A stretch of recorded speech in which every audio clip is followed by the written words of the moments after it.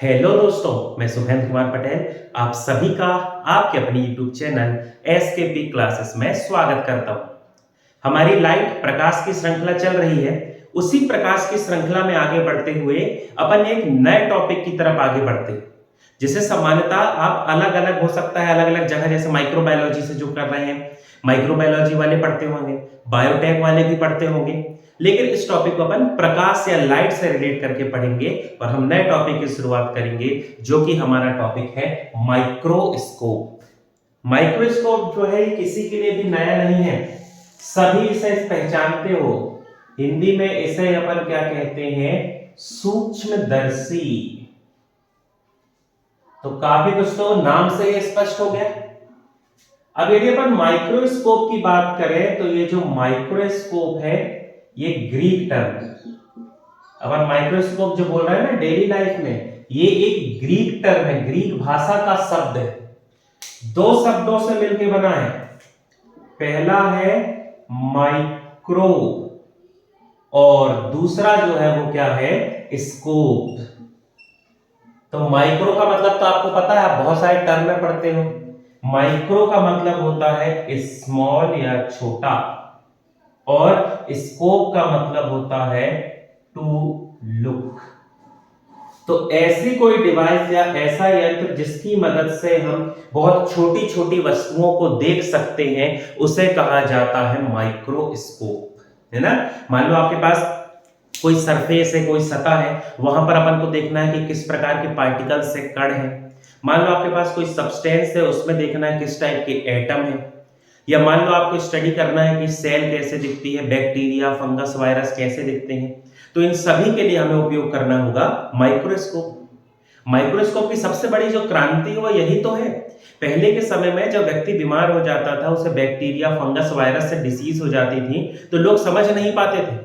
बहुत से लोगों का ये मानना हुआ करता था कि भगवान ने श्राप दिया है, अपन ने गलत काम किया है, इस वजह से भूत प्रेत लगे हैं। ऐसा नहीं होता था। ऐसा माना जाता था जब तक डिस्कवरी नहीं हुई थी। इसलिए आप देखना, चिकन पॉक्स, स्मॉल पॉक्स को अपने भारत देश में बड़ी माता, छोटी माता कहते हैं। इन्हें भगवान का क्या मानते थे कि भगवान की वजह से हुआ है, भगवान ने चाहे आशीर्वाद दिया है, श्राप दिया है, अलग अलग दृष्टिकोण थे। लेकिन जैसे जैसे आगे बढ़ा साइंस, और सबसे बड़ा रेवोल्यूशन आया जब खोज हुई माइक्रोस्कोप की। माइक्रोस्कोप की खोज हुई तो देखा गया कि हम जो बीमार पड़ रहे हैं वो किसी फैक्टर के कारण हो रहा है, किसी जर्म के कारण हो रहा है, किसी कारक के कारण हम बीमार हो रहे हैं। और उस कारक को फिर माइक्रोस्कोप से देखा गया तो पता चला कि भैया ये तो कोई जीवित है, लिविंग है, जो बैक्टीरिया, फंगस, वायरस आगे जाके पता चले। तो माइक्रोस्कोप का बहुत बड़ा योगदान है।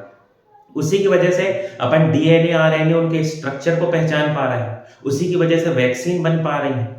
फॉरेंसिक में आप चले जाएं, कितने क्राइम होते हैं, उस क्राइम को पकड़ना आसान हो जाता है, फिंगरप्रिंट मिल जाते हैं, ब्लड ग्रुप मिल जाता है। तो इसमें बहुत बड़ा योगदान जो है वो माइक्रोस्कोप का है।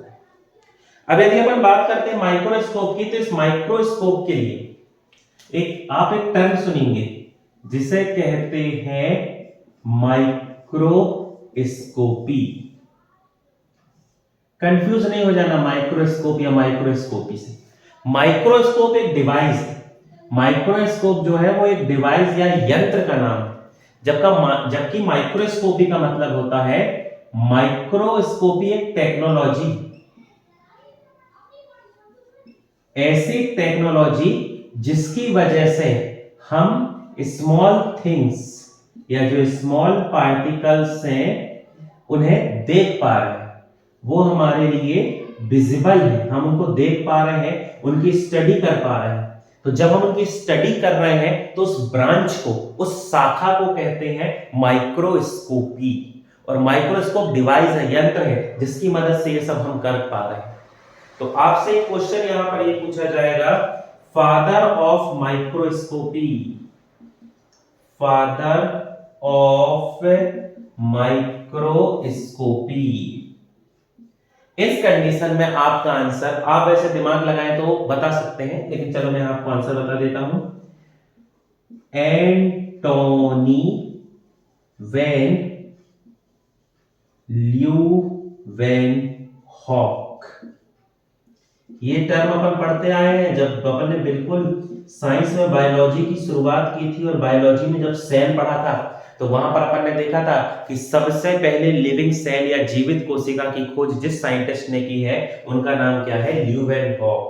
ल्यूवेनहॉक ही पहले साइंटिस्ट थे जिन्होंने सबसे अच्छा यूज किया था माइक्रोस्कोप का। उन्होंने डिस्कवरी की है बैक्टीरिया की, जिसकी वजह से बहुत सारी रिवोल्यूशन आए, डिसीज कम होना चालू हो गई। इसीलिए माइक्रोस्कोपी का जो श्रेय है ये भी दिया जाता है किसे, ल्यूवेनहॉक। कुछ किताबों में तो ऐसा भी कहा जाता है कि ल्यूवेनहॉक ही पहले साइंटिस्ट थे जिन्होंने सबसे पहले सबसे अच्छा कंपाउंड माइक्रोस्कोप बनाया। ठीक, लेकिन इसके कोई लिखित प्रमाण नहीं है, बहुत ऐसा कोई अपन को बहुत कोई लिखित जानकारी नहीं है कि इनका माइक्रोस्कोप बहुत अच्छा था। ठीक, ऐसा नहीं है, इनका माइक्रोस्कोप एक नॉर्मल था, बस ये था कि उस समय के माइक्रोस्कोप के हिसाब से अच्छा था, बढ़िया। इसने बैक्टीरिया को दिखा दिया था। एक बार इन्होंने अपने माइक्रोस्कोप से जो खुद बनाया था, इन्होंने आरबीसी को देखा था, ईस्ट के स्ट्रक्चर को देखा था, तो काम तो अच्छा किया, लेकिन ऐसा नहीं कह सकते अपन कि कंपाउंड माइक्रोस्कोप की डिस्कवरी ल्यूवेनहॉक ने की है। ठीक, लेकिन यदि पेपर में आ जाए कि कंपाउंड माइक्रोस्कोप की डिस्कवरी या खोज किसने की है और ऑप्शन में आपको ल्यूवेनहॉक दिखे तो आप निश्चिंत टिक कर देना, वो आंसर आपका सही माना जाएगा। ठीक, घबराना नहीं उसमें, लेकिन लिखित प्रमाण नहीं है कि कंपाउंड माइक्रोस्कोप की खोज किसने की है, एंटोनी वैन ल्यूवेनहॉक। ठीक, अब इस माइक्रोस्कोप से जो सबसे बड़ी चीज जो निकल कर आई वो हो गई कौन सी, माइक्रोबायोलॉजी। माइक्रोबायोलॉजी टर्म तो आपने सभी ने सुना होगा, माइक्रोबायोलॉजी ग्रीक टर्म है। माइक्रो हो गया पहला टर्म जिसका मतलब है स्मॉल, दूसरा टर्म हो गया बायो जिसका मतलब होता है लिविंग, और तीसरा टर्म हो गया लॉजी जिसका मतलब होता है स्टडी। तो विज्ञान की वह शाखा जिसमें बहुत छोटे छोटे जीवित घटक का अध्ययन किया जाता है उसे अपन कहते हैं माइक्रोबायोलॉजी। ठीक, स्टडी ऑफ माइक्रोब्स, बोले तो हिंदी में से अपन क्या कहते हैं, सूक्ष्म जीवों का अध्ययन। अब बताइए माइक्रोब्स या सूक्ष्म जीव क्या है, जिन्हें हम अपनी नग्न आंखों से नहीं देख सकते। माइक्रोब्स का मतलब होता है सूक्ष्म जीव जो हैं, इनका मतलब होता है डज नॉट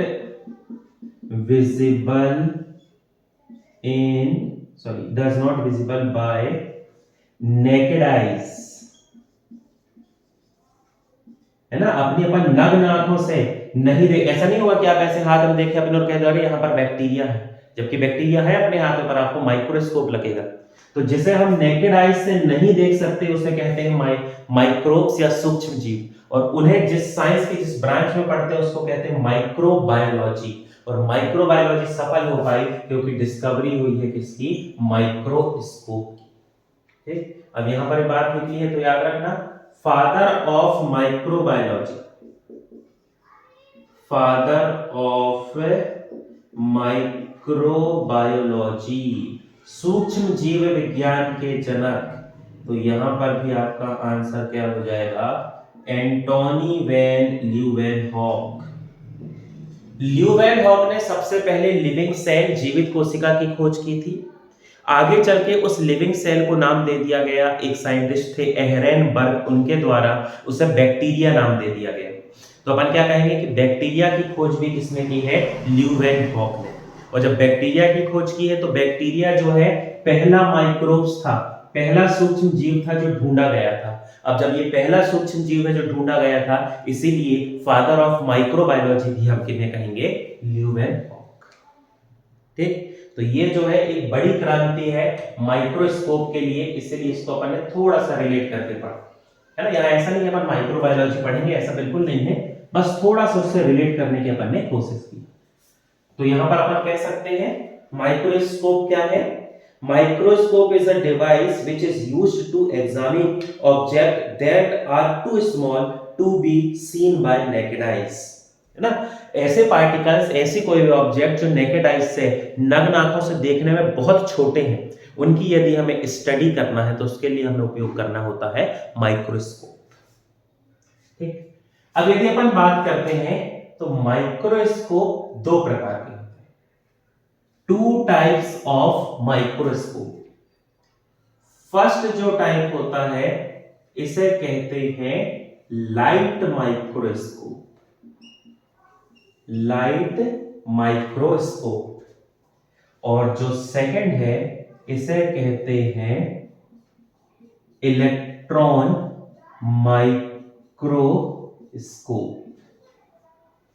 ठीक, अब शुरुआती अवस्था में तो सब कुछ ऐसा इतना डेवलप नहीं था, लेकिन अब विज्ञान आगे बढ़ चुका है, साइंस ने तरक्की कर ली है, तो अपन फिर सब प्रकार पढ़ने की कोशिश करेंगे। ठीक, यदि अपन बात करें लाइट माइक्रोस्कोप की, तो ये जो लाइट माइक्रोस्कोप है ये वर्तमान में तीन है सबसे ज्यादा चर्चित।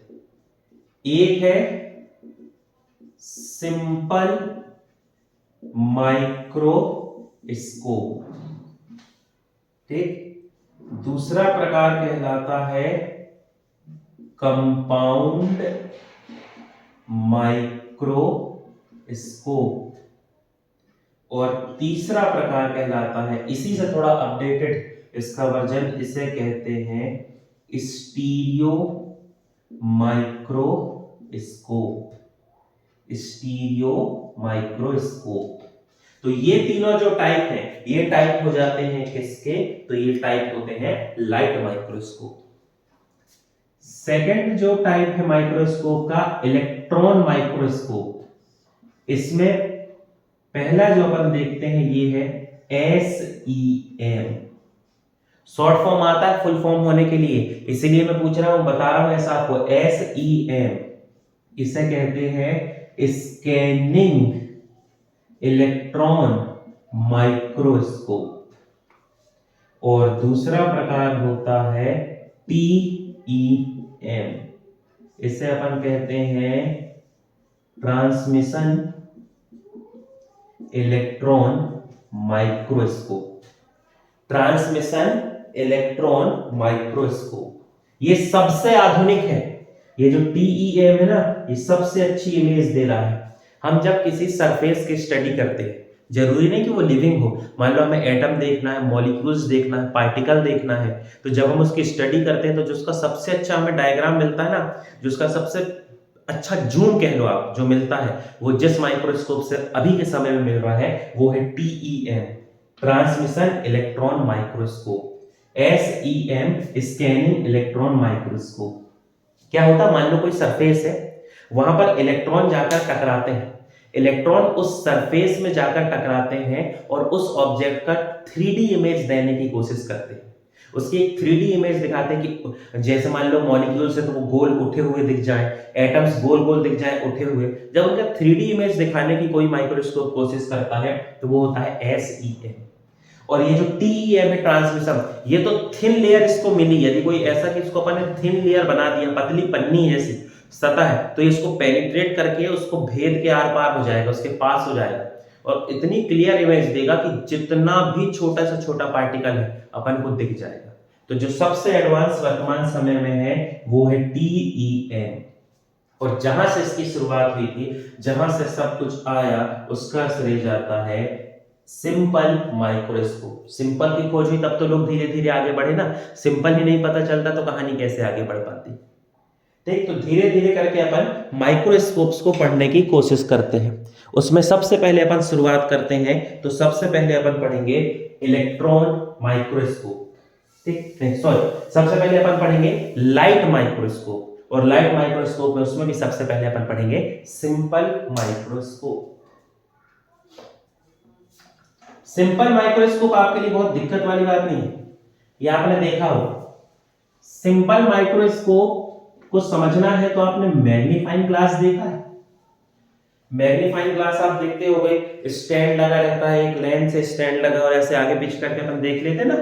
खासतौर पे आप देखना कि टीवी में, पिक्चर में देखना तो डिटेक्टिव लोगों के हाथ में दिखा देता है ना, या जैसे CID क्राइम पेट्रोल जो देखते हो तो देखना क्राइम सीन पे यदि उनको कोई दाग मिलता है तो ऐसे उससे बड़ा छोटा करके देखते रहते हैं, आगे पीछे करके सेट करते हैं ताकि वो बड़ा हो जाए। या आपने बचपन में कागज तो जलाया ही होगा, धूप में से सनलाइट को ऐसे फोकस करके और कागज में ला के और फिर कागज को जलाया होगा। तो मैग्नीफाइंग ग्लास कहते हैं उसको, अपन लेंस कह देते हैं बोलचाल में। मैग्नीफाइंग ग्लास आप सभी ने देखा होगा। मैग्नीफाइंग ग्लास में क्या है, सिर्फ एक लेंस है जो ऑब्जेक्ट को बड़े करने की कोशिश कर रहा है। अब ऐसा नहीं है कि बहुत बड़ा कर देगा, लेकिन बड़ा कर रहा है ऑब्जेक्ट को। तो बिल्कुल बेसिक जो होता है सिंपल वाला, उसे अपन कहते हैं सिंपल माइक्रोस्कोप। यहीं से अपन अपनी कहानी की करते हैं शुरुआत। सिंपल माइक्रोस्कोप, हिंदी में बोले तो इसे कहेंगे सरल सूक्ष्म दर्शी, सिंपल माइक्रोस्कोप। ठीक, अब कुछ बेसिक बातें जो सिंपल माइक्रोस्कोप की आपको थोड़े से एग्जाम के हिसाब से पता होना चाहिए, उस पर अपन नजर डाल देते हैं। इसकी जो डिस्कवरी है, डिस्कवरी या खोज, डिस्कवरी पे माइक्रोस्कोप, टेलीस्कोप, इनकी डिस्कवरी पे बहुत विवाद है। मैं आपको बस थोड़ा कोशिश कर रहा हूं कि जैसे जो पुराने पेपर में आया है ना, जो मॉक टेस्ट में देखा गया है, जो आंसर मिला है, जो आंसर सही माना गया है, मैं उसको बताने की कोशिश कर रहा हूं। नहीं तो आप यदि गूगल में जाके सर्च करते हैं और देखते हैं ना, बहुत कंट्रोवर्सी है, बहुत अलग अलग स्टेटमेंट मिल रहा है, अलग अलग देश अपनी सुविधा से कह रहा है कि भैया हम खोजेंगे। अपन एक आइडियल कंडीशन लेने की कोशिश करते हैं। तो यदि अपन बात करते हैं सिंपल माइक्रोस्कोप की, तो इसकी खोज 1590 में, 1519 में डच के दो व्यक्ति थे। एक का नाम है हेंस और दूसरे जो व्यक्ति हैं उनका नाम है जेनसेन। इन दोनों ने सबसे पहले डिस्कवरी की है माइक्रोस्कोप की। ये दोनों साइंटिस्ट नहीं थे, ये दोनों मिलके एक व्यापार किया करते थे चश्मा बनाने का। जो पावर वाले जो चश्मा होते हैं ना, उस चश्मे के व्यापार को इन्होंने चालू किया था कि सनग्लासेस नहीं, स्पेक्स जिनको अपन कहते हैं, स्पेक्स बनाने का ये व्यापार करते थे। तो उसको करते करते इनके दिमाग में सूझा और इन्होंने अपने मायोपिया, निकट दृष्टि दोष के उपचार के लिए सबसे पहले कोशिश किया था। तो इन्हें सफलता प्राप्त हो गई। तो आप याद रखेंगे एग्जाम के हिसाब से 1890 में डच के दो व्यक्ति, वैज्ञानिक तो नहीं, दो लोग, हेंस और जेनसेन, जिनका चश्मा का कारोबार था, उन्होंने सबसे पहले डिस्कवरी की है किसकी, सिंपल माइक्रोस्कोप की। ठीक, इलेक्ट्रॉन कंपाउंड में कहानी बदल गई, पर सिंपल तो अभी यही चल रहा है, कोई दिक्कत नहीं। यदि अपन सिंपल माइक्रोस्कोप की बात करें तो इसमें सिर्फ और सिर्फ एक लेंस का उपयोग होता है। ठीक, सिंपल माइक्रोस्कोप में केवल एक लेंस है, ना ऑब्जेक्ट लेंस है, ना आई लेंस, ऐसा कोई कॉन्सेप्ट नहीं है। सिर्फ एक लेंस है जो ये काम को करेगी। और जो सिंपल माइक्रोस्कोप है, ये लगभग, फिक्स तो नहीं कहेंगे, पर लगभग 300x क्या कर सकता है, ये जूम कर सकता है। 300 टाइम्स ये क्या कर सकता है, जूम। अब उस जूम में अच्छा दिख रहा है कि नहीं दिख रहा, उसकी गारंटी नहीं है। रेजोल्यूशन और जूम दोनों अलग अलग चीज होती है। आप जूम तो किसी भी चीज को कर सकते हैं, कितना भी बड़ा जूम कर दो, लेकिन मान लो वो दिख ही नहीं रहा है, समझ में नहीं आ रहा है, तो क्या काम का ऐसा जूम। लेकिन रेजोल्यूशन का मतलब क्या होता है, जब आप जूम कर रहे हैं और जूम करते जाए और वो चीज क्लियर दिखती जाए, तो वो उसका रेजोल्यूशन है। तो इसका रेजोल्यूशन कितने में अच्छी इमेज दिखती थी वो अलग है, वो उसकी कहानी अलग है। लेकिन कितने एक्स तक का ये जूम कर सकता था, वो है 3x जूम। जैसे मान लो आप हाथ होता ना, पंडित जी लोग जो हाथ की रेखा देखते हैं वो लेंस यूज करते हैं। तो मान लो ऐसे हाथ की रेखा देख रहे हैं, तो वो ऐसे आगे पीछे करके एक जगह आके रुक जाते हैं। वो वहां पर उस लेंस को एडजस्ट कर देते हैं जहां पर चाहिए। अभी अपन पढ़ेंगे कहां एडजस्ट करते हैं। वहां पर उन्होंने एडजस्ट कर दिया, उनको इमेज दिख गई, ठीक है। अब वो ऐसा आगे पीछे करेंगे तो इमेज और बड़ी बनेगी, लेकिन वो उनके काम की नहीं है, क्योंकि उसको देख ही नहीं पाएंगे, उसका रेजोल्यूशन ही क्लियर नहीं है। तो इमेज का रेजोल्यूशन क्लियर जहां पर होगा वो ज्यादा महत्वपूर्ण, ठीक है। एक्स जूम का तो ऐसा है कि कुछ का भी कितना एक्स जूम कर लो, क्या काम का। तो ये जूम कितना करता था, लगभग 300x जूम कर सकता है सिंपल माइक्रोस्कोप। अब सिंपल माइक्रोस्कोप के यदि अपन प्रिंसिपल या सिद्धांत को देखें तो समझिए।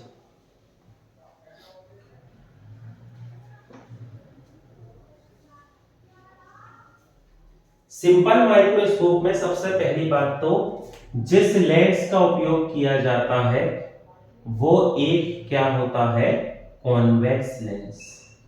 पहला क्वेश्चन तो आपका यहीं से तो याद हो गया। सरल सूक्ष्मदर्शी में, सिंपल माइक्रोस्कोप में कौन से लेंस का उपयोग होता है, कॉन्वेक्स लेंस। इसलिए तो आप देखना, जब आप कागज को जलाते हो तो आप कागज क्यों जला पाए, क्योंकि वो ऐसा लेंस था जिसने प्रकाश को एक जगह केंद्रित कर दिया। और ऐसा लेंस जो प्रकाश की किरणों को मिला देता है उसे अपन कहते हैं अभिसारी। याद करो, लेंस में अपन ने पढ़ा है, जो प्रकाश की किरण को मिला देता है उसे अपन कहते हैं अभिसारी, या उसे अपन क्या कहते हैं, कन्वर्जिंग लेंस। तो कन्वर्जिंग लेंस कौन सा होता है, कॉन्वेक्स लेंस। तो यहां पर भी यूज किया गया है कॉन्वेक्स लेंस। अब कॉन्वेक्स लेंस में अपन ने 6 कंडीशन पढ़ी कि जब कोई ऑब्जेक्ट वस्तु अनंत पे हो, अनंत और 2f1 के बीच में हो, 2f1 और f1 के बीच में हो, 2f1 में हो, f1 में हो, और जब f1 और ऑप्टिकल सेंटर या प्रकाशिक केंद्र के बीच में हो। 6 कंडीशन पढ़े अपन, आप प्रीवियस वीडियो में जाकर देख सकते हैं, मैं वहां यहां इसे बहुत डिस्कस नहीं कर रहा, वहां बहुत डिटेल से पढ़े अपन, ठीक है। तो जब 6 ऑब्जेक्ट अपन ने 6 कंडीशन देखी थी, अलग अलग जगह ऑब्जेक्ट को रखा था, तो हर जगह जो इमेज है वो इन्वर्टेड या उल्टी थी। अब अपन माइक्रोस्कोप से, टेलीस्कोप से यदि किसी को देख रहे हो वो उल्टा दिख गया तो मजा नहीं आएगा ना। अपन को कैसा देखना चाहिए, सीधा देखना चाहिए। अब आप याद करो, कॉन्वेक्स लेंस में एक ही कंडीशन थी, जब इमेज या प्रतिबिंब कैसा बन रहा था, सीधा बन रहा था। कब ऐसा हो रहा था, ठीक, पहले अपन इसके पूरे मार्क्स बना लेते हैं। कॉन्वेक्स लेंस के बीचों बीच स्थित वह बिंदु जहां से प्रकाश की किरण सीधे निकल जाती है, उसमें किसी प्रकार का कोई अपवर्तन, रिफ्रैक्शन नहीं होता है, ऑप्टिकल सेंटर, प्रकाशिक केंद्र। फिर यहां पर अपन ने एक पॉइंट बनाया था f1, फिर यहां एक पॉइंट बनाया था 2f1, यहां एक पॉइंट है f2, और यहां एक पॉइंट है 2f2। फिर इसे अपन ने इन्फिनाइट या अनंत कह दिया था। समझने के लिए अपन ने यही कहा था ना कि ये क्या है, इन्फिनाइट है, अनंत। याद आ रहा। अब अपन को इमेज चाहिए इरेक्ट या सीधी, और सीधी इमेज मतलब इमेज कैसी होना चाहिए, वर्चुअल, आभासी। और कॉन्वेक्स लेंस में एक ही कंडीशन है, जब बनने वाला प्रतिबिंब आभासी और सीधा होता है। कब, जब वस्तु कहां पर रखी हो, जब वस्तु फोकस और प्रकाशिक केंद्र के बीच में हो।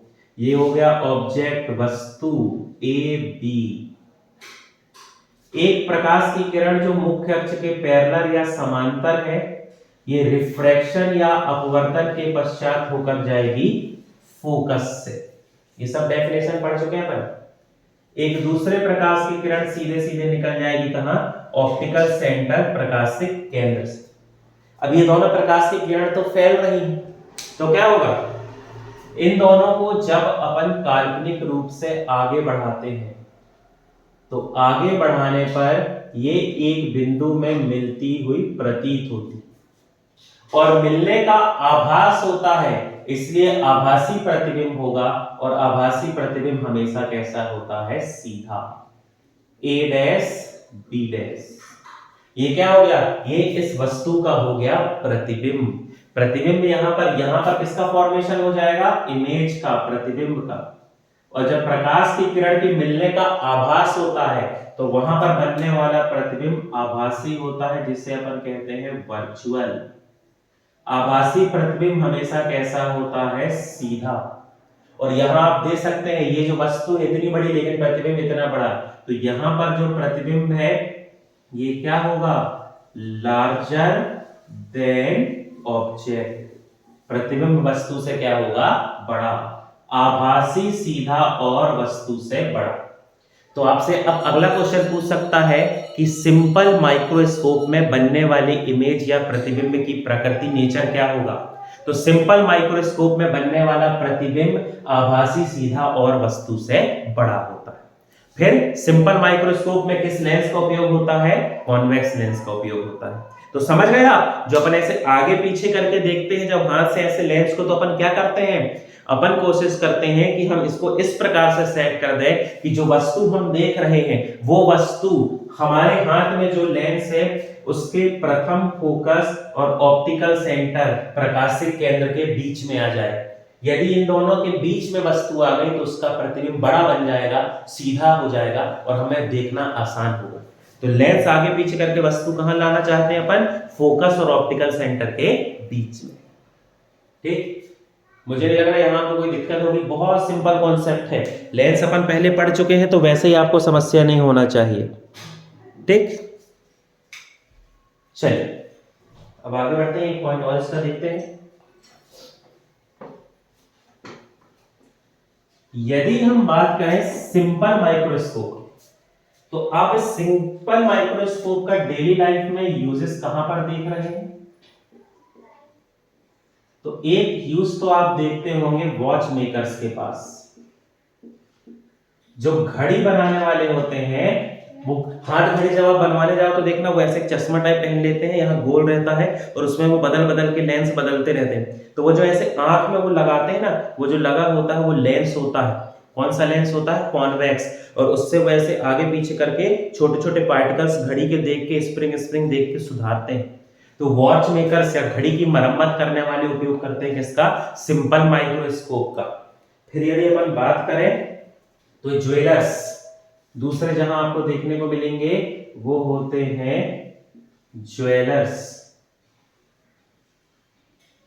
जो आभूषण या गहने जेवर का काम करते हैं। उनके पास क्या होगा? वो भी देखने के लिए, बारीकियों को देखने के लिए कि जुड़ा है नहीं जुड़ा है, कहां से टूटा है, कैसा जोड़ना है, इन सबको देखने के लिए वो भी ऐसा आंख में पहन लेते हैं। वो भी क्या होता है? सिर्फ एक टाइप का लेंस होता है। वो लेंस बदलते जरूर हैं, लेकिन कोई भी वो लेंस लगा ले, चाहे 5x, 10x, 25x, 30x, वो कोई भी लेंस लगा ले पर एक ही लेंस होगा।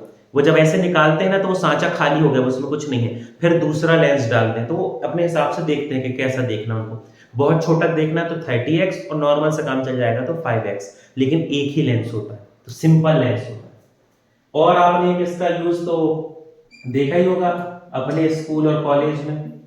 स्कूल और कॉलेज की जो लेबोरेटरीज होती हैं, प्रयोगशाला होती हैं, उन प्रयोगशाला में स्पेसिमेन को देखने के लिए, ऑब्जर्व करने के लिए किसका उपयोग किया जाता है? सिंपल माइक्रोस्कोप, है ना। बस फर्क ये होता है कि स्कूल और कॉलेज का जो सिंपल माइक्रोस्कोप होता है वो ऐसा नहीं होता है कि उसको ऐसे हाथ से पकड़ लें, वो मैग्नीफाइंग ग्लास जैसे नहीं दिखता, उसका एक प्रॉपर स्ट्रक्चर बना दिया जाता है, लेकिन उसमें एक ही लेंस होता है जिससे आपको दिखता है, तो वो होता है सिंपल माइक्रोस्कोप। फिर आजकल जो लैब में आपको देखने को मिलते होंगे कंपाउंड की, एक आंख के पास भी लेंस है, ऑब्जेक्ट के पास भी, तो वो कंपाउंड, उसमें दो लेंस हो गए, वो बात के जिक्र करेंगे उसका। तो ये जो कहानी है ये है सिंपल माइक्रोस्कोप, बिल्कुल बेसिक, जहां से माइक्रोस्कोप की शुरुआत हुई। ठीक, तो यहां पर आज की वीडियो में आप माइक्रोस्कोप का कॉन्सेप्ट और सिंपल माइक्रोस्कोप को समझ रहे होंगे। धीरे धीरे अपन और भी माइक्रोस्कोप को पढ़ेंगे।